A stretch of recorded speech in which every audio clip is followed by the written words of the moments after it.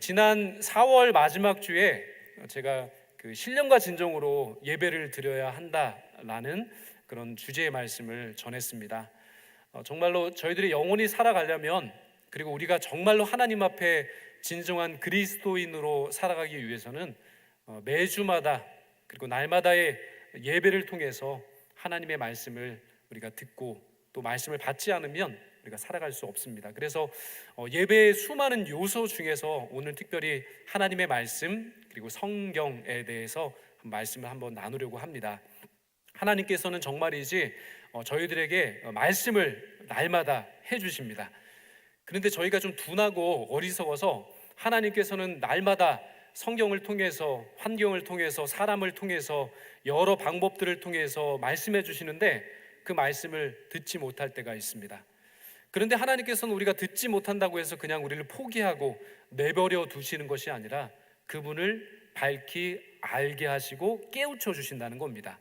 그래서 하나님의 말씀을 우리들에게 전달해 주시는 그 방법을 일컬어서 계시라고 합니다. 계시.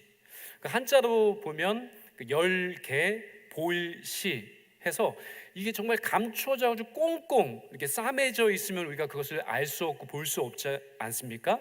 그런데 하나님께서 저희들에게 하나님 그분 자신의 마음도 뜻도 계획도 이렇게 열어서 우리들이 볼 수 있도록 그렇게 하셨다는 거예요. 깨달을 수 있도록 해주셨다는 겁니다. 그게 바로 계시입니다.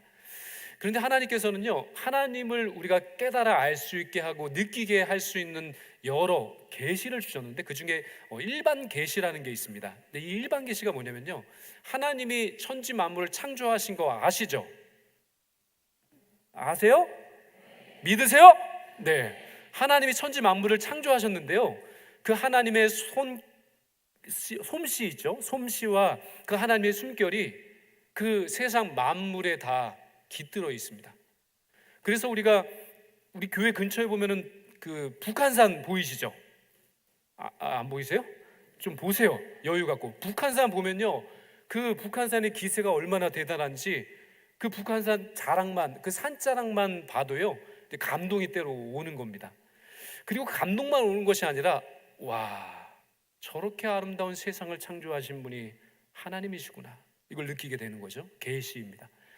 그리고 하나님께서는 역사 가운데서도 그 하나님의 모든 손길, 솜씨를 보여주십니다.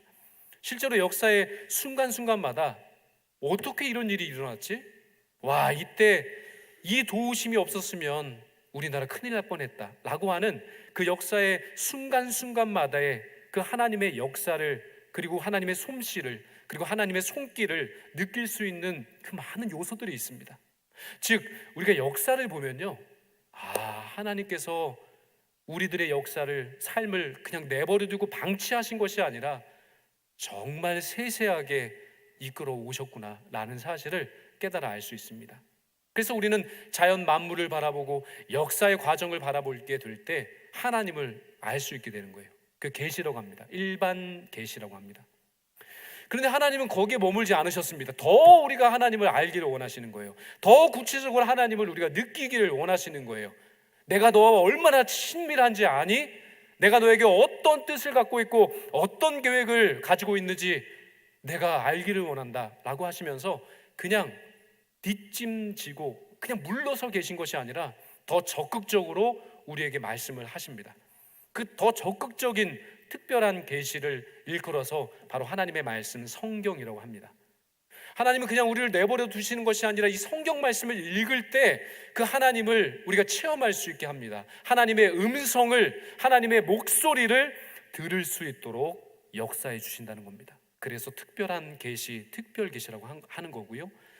그리고 그래도 못 알아들어요. 성경 말씀을 구약에서도 그렇게 모세 오경을 통해서, 시편의 말씀을 통해서 주셨음에도 불구하고 사람들이 하나님의 음성, 목소리를 듣지 못하니까 그냥 우리를 방치하고 두신 것이 아니라 누구를 보내주셨죠? 누구요? 네? 예수님, 맞습니다. 그 예수님을 직접 보내주신 거예요. 그래서 이 특별 계시는 바로 성경과 말씀이 육신이 되어 우리 가운데 오신 예수님, 그 모든 것을 일컬어 특별 계시라고 합니다. 요한복음 1장 14절 말씀에 보시면 이렇게 말씀하셨습니다.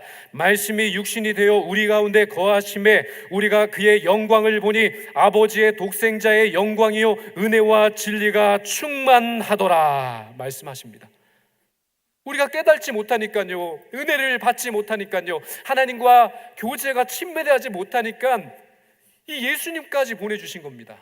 보아라, 내가 너희들을 얼마나 사랑하는지. 보아라, 나와 함께 교제할 수 있는 생명의 길을 나의 아들을 통해 열어주노라. 바로 말씀 그 자체이신 예수 그리스도를 저희들에게 직접 보내주셨습니다. 특별한 계시입니다.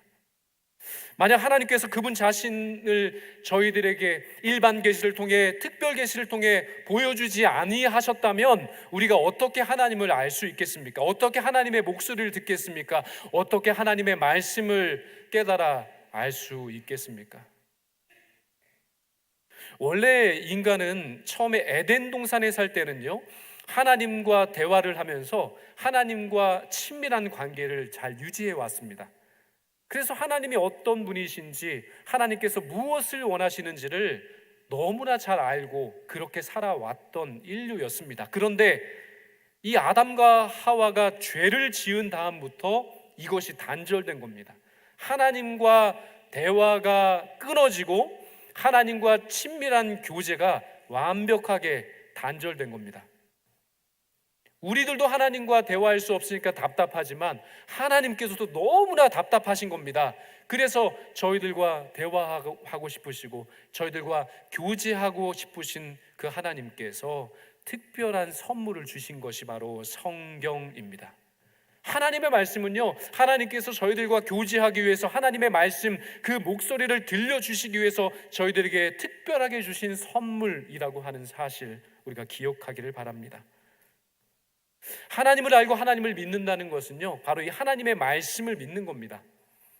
어제나 오늘이나 영원토록 변함이 없으신 하나님께서 말씀하신 그 말씀을 믿고 그 말씀을 따라 살아가는 것, 그것이 바로 하나님을 알고 하나님을 믿는 겁니다. 하나님은요, 거짓말을 하지 않으십니다. 그리고 하나님은 변함이 없으십니다. 그분께서 두려워하지 말라라고 말씀하시면 그 두려워하지 말라는 말씀대로 우리의 삶의 두려움을 내쫓아 주시는 겁니다. 내가 너를 평안하게 하노라 말씀하셨으면 하나님의 그 영원하신 말씀은 우리의 삶 가운데 우리의 평안을, 우리의 삶의 평강을 허락해 주시는 그 모든 과정으로 우리의 삶을 이끌어 주시는 겁니다. 그 말씀대로 되어지는데 우리가 그 말씀을 믿지 않고 그 말씀을 따르지 않고 그 말씀을 우리가 그냥 차단하기 때문에 하나님의 말씀의 역사가 일어나지 않는 겁니다. 그러나 하나님의 말씀은 오늘도 여전히 우리의 삶의 자리 가운데 말씀하시는 하나님으로 다가오십니다.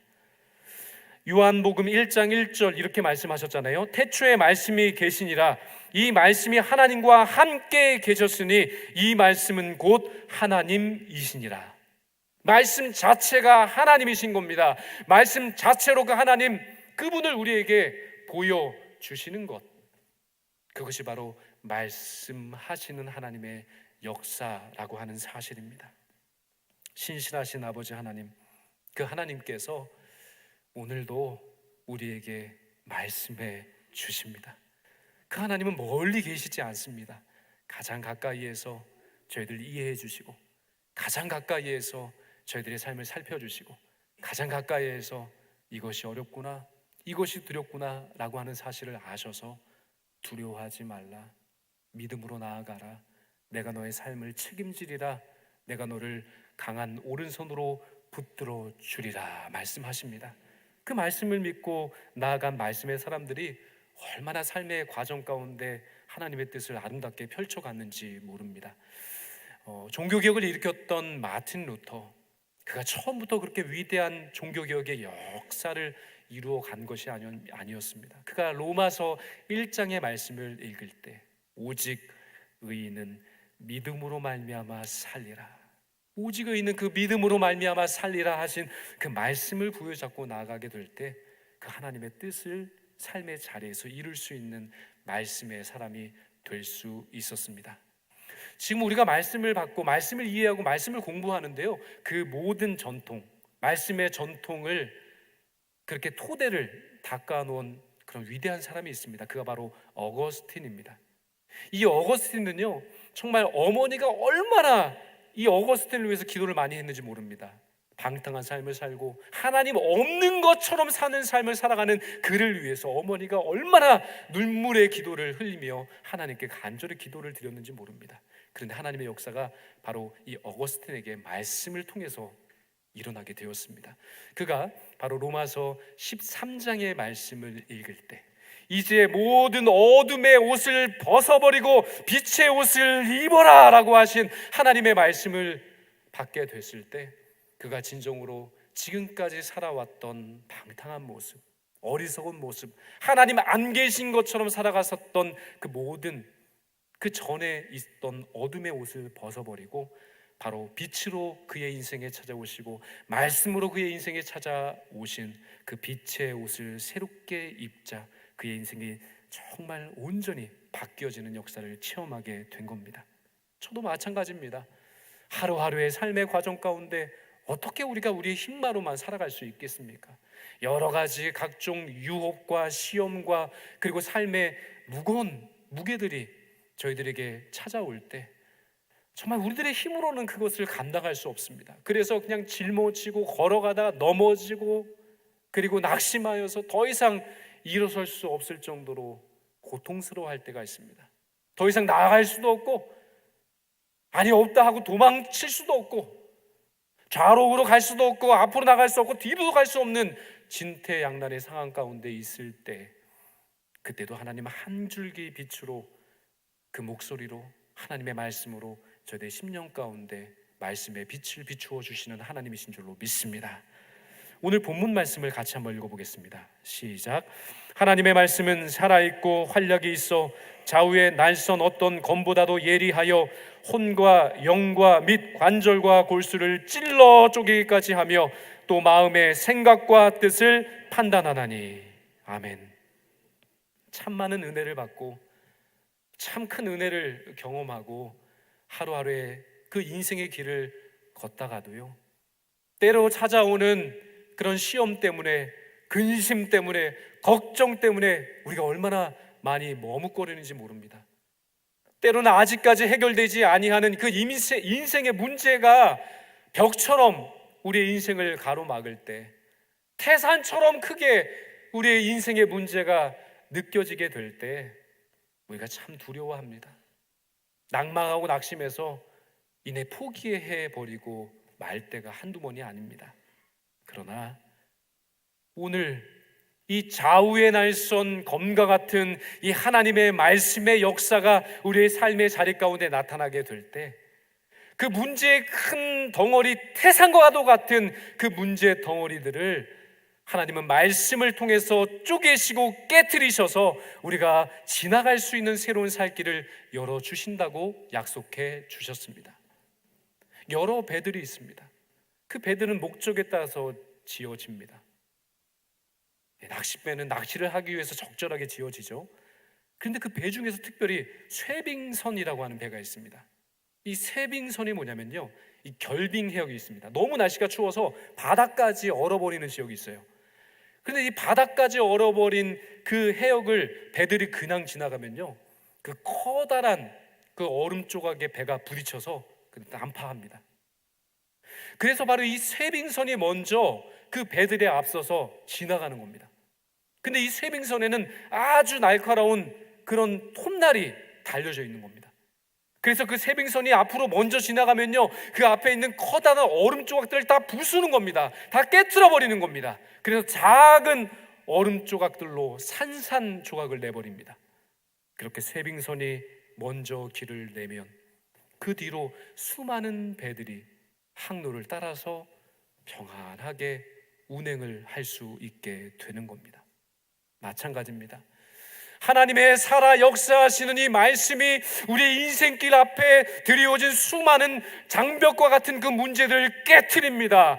우리가 나아가지도 못하게 하고 뒤로 물러서기도 못하는 그 진퇴양난의 상황 가운데 있는 그 인생의 문제 앞에 서게 될 때, 우리에게 오늘도 말씀하시는 하나님의 말씀을 우리가 믿고 그 말씀을 따라 나아가게 될 때, 그 말씀이 우리의 모든 문제를 깨트리게 되는 역사가 나타나게 될 줄로 믿습니다. 무엇이 두렵습니까? 하나님이 두려워하지 말라 말씀하셨습니다. 내가 너와 함께하리라 말씀하여 주셨습니다. 내가 너를 도우리라 말씀해 주셨습니다. 평강의 길로, 형통의 길로 나의 뜻을 너의 삶을 통해 이루리라, 오늘도 말씀해 주시는 것입니다. 그 말씀이 주어질 때 그 어떤 인생의 문제가 우리 앞에 있다 할지라도 그 예리한 하나님의 말씀, 그 혼과 영과 관절과 골수를 다 찔러 쪼개기까지 하는 그 하나님의 능력의 말씀이 우리의 삶에, 우리의 심령 가운데 역사하게 될 때 어떤 장애물도 우리의 인생길을 막지 못하게 될 것입니다. 하나님의 말씀에 이러한 능력이 있다라고 하는 말씀입니다. 오늘 하나님께서는 여전히 우리들에게 성경 말씀을 통해서 분명히 말씀해 주실 것입니다. 함께 회중이 모여서 예배 드릴 때 선포되는 이 말씀을 통해서도 하나님은 우리의 심령 가운데 말씀해 주시고, 홀로 조용히 하나님의 말씀을 묵상하는 그 자리 가운데서도 하나님은 우리에게 동일하게 말씀해 주시는 하나님이신 줄로 믿습니다. 저는 대학 입시를 준비하면서 이 놀라운 하나님의 목소리, 하나님의 음성을 듣는 그런 체험을 하게 되었습니다. 물론 고등학교 때 제 친구들과 우리 선생님과 함께 점심을 빨리 먹고 말씀을 묵상하는 큐티도 했지만요, 저는 너무 그것이 부족했습니다. 그래서 저는 따로 시간을 냈습니다. 그래서 하루에 한 장씩 저의 스케줄에 따라서 하나님의 말씀을 한 장씩 한 장씩 묵상하며 그 말씀을 따라 살아가는 삶을 살았습니다. 그런데도요, 그렇게 말씀을 하루에 한 장씩 읽고 묵상하고 점심마다 하나님의 말씀을 묵상하고 나누는 삶을 살았음에도 불구하고 제 앞날에 대한 그 불안함, 그 앞날에 대한 막막함, 그 문제는 해결할 수 없더라고요. 그래서 걱정이 되고 근심이 되고 참 두려움이 저희들이 제 삶의 그 앞자리를 마치 장벽과 같이 막고 있는 것처럼 느껴졌습니다. 어떻게 해야 할까? 하나님께서 저를 부르시고 신학을 좀 공부했으면 좋겠다라고 하는 마음도 주셨는데 그게 쉬운 일이 아니었습니다. 신학교에 입학해서 신학을 공부하고 모든 사람들이 가는 그런 길이 아니라 하나님 특별히 부르셔서 그 소명 가운데 가는 목회자의 길, 그거 아무나 가는 것도 아닌데 내가 어떻게 가나, 여러 가지로 부르심이 있어도 제가 순종하고 따르기가 참 어려웠습니다. 그런데 바로 이 대학 수학능력 시험 전날 제가 저 개인의 스케줄에 따라서 하나님의 말씀을 펴서 읽게 되었는데요, 그때 마치 성경을 펴서 읽어라라고 그 아이들이 이야기하는 그 이야기를 듣고 성경을 펼쳐서 로마서 13장의 말씀을 읽고 그렇게 회심을 한 이 어거스틴, 마틴 루터, 정말 오지도 가지도 못하는 그 절박한 상황 가운데서 하나님의 말씀을 펴서 로마서 1장 16절과 17절 말씀을 읽게 되었을 때 괜찮다, 의인은 믿음으로 말미암아 살리라 하신 그 말씀을 들었을 때 다시금 소생하게 되는 그 은혜를 체험한 것처럼요, 제가 그날 성경을 순서대로 읽게 되는데 이사야 43장을 읽는 순서가 되었습니다.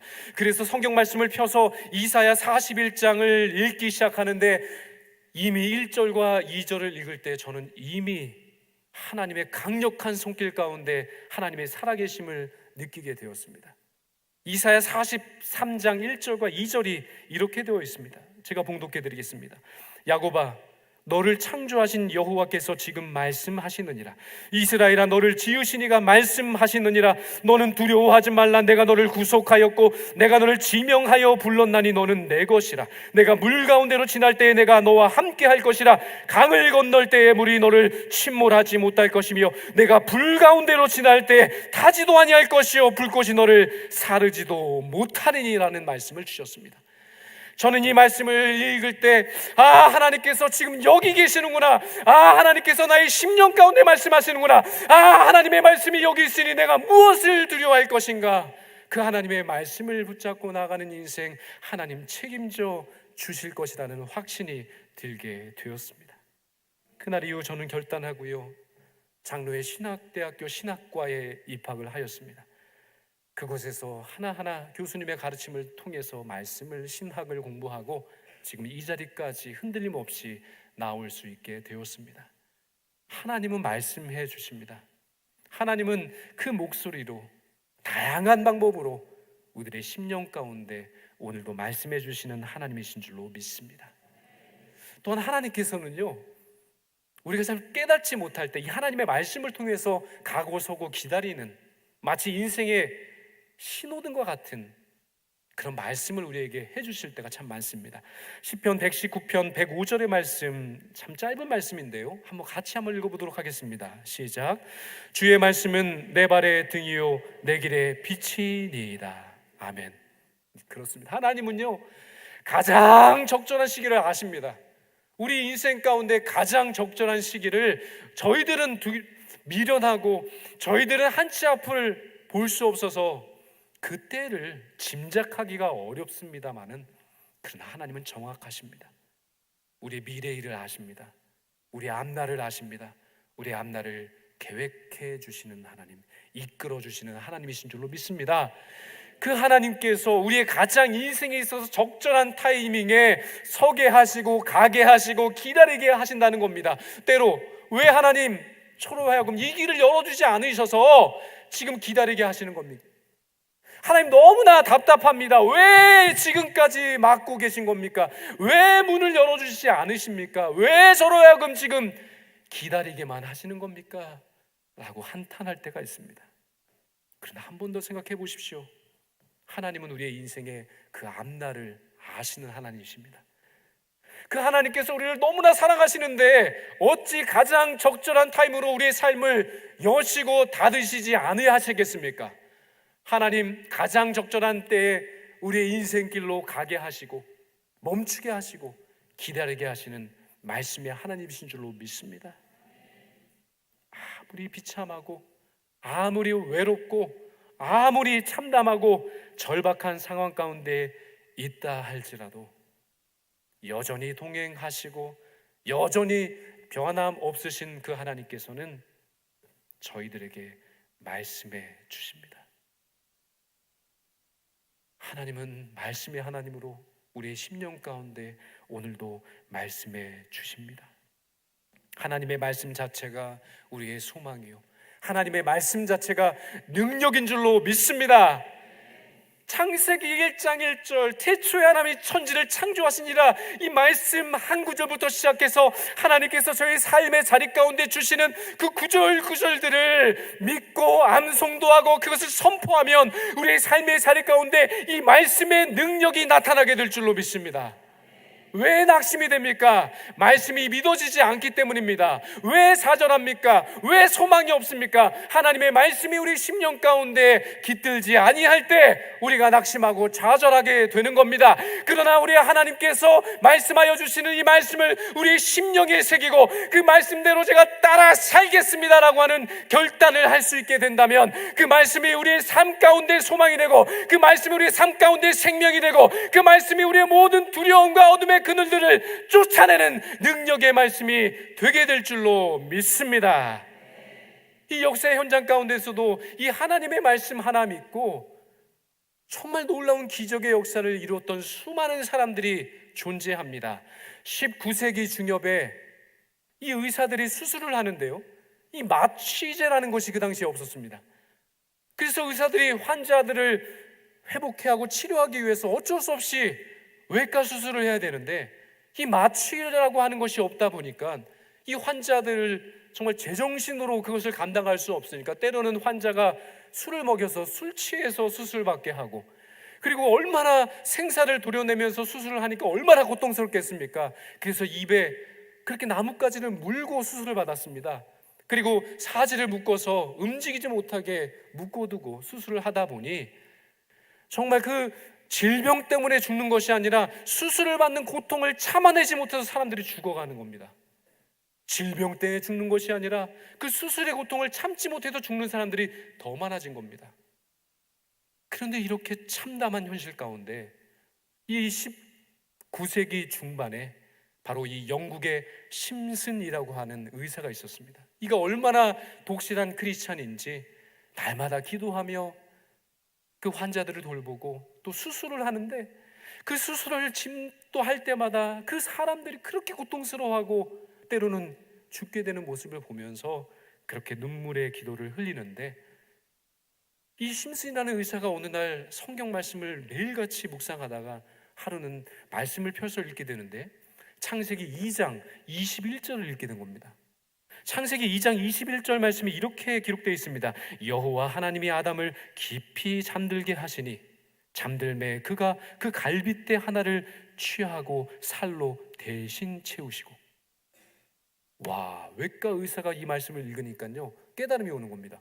와, 하나님도 외과 수술을 하셨네? 이게 깨달아진 겁니다. 근데 말씀을 찬찬히 읽어보고 묵상해 보니까 깊이 잠들게 하심에 이 말씀이 마음에 들어온 겁니다. 아, 깊이 잠들게 하면 되겠구나. 그래서 이 심슨이라고 하는 의사가요 그때부터 연구를 한 겁니다. 그래서 개발된 그 마취제가 클로로포름이라고 하는 마취제를 개발하게 된 겁니다. 이 마취제로 말미암아 그 덕분에 그 이후로는 오늘날까지 그렇게 수술을 받아야 하는 사람들이 고통 가운데 죽지 아니하고 그들이 치료를 받고 그들이 수술을 받아서 새로운 생명을 얻고 행복한 삶을 살아갈 수 있는 그런 새로운 길이 활짝 열려지게 되었다는 겁니다. 하나님은요 한 사람의 그 말씀의 감동을 통해서, 한 사람의 말씀의 깨달음을 통해서 인류를 복되게 하고 인류를 살릴 수 있는 이런 일도 이루어 가시는 하나님이십니다. 그런데 이러한 큰 역사는 차치하고서라도요 오늘 인생 자체, 내 인생 자체를 바라볼 때 하나님 너무나 힘이 듭니다. 하나님 너무나 지금 고난 중에 있습니다. 이 어려움을 어떻게 극복해야 될지 내 안에는 그 방법이 없습니다. 내 안에는 이 어려움을 극복할 수 있는 그 어떤 능력도 없습니다 라고 좌절한 인생이 있다면요 포기하지 마시기 바랍니다.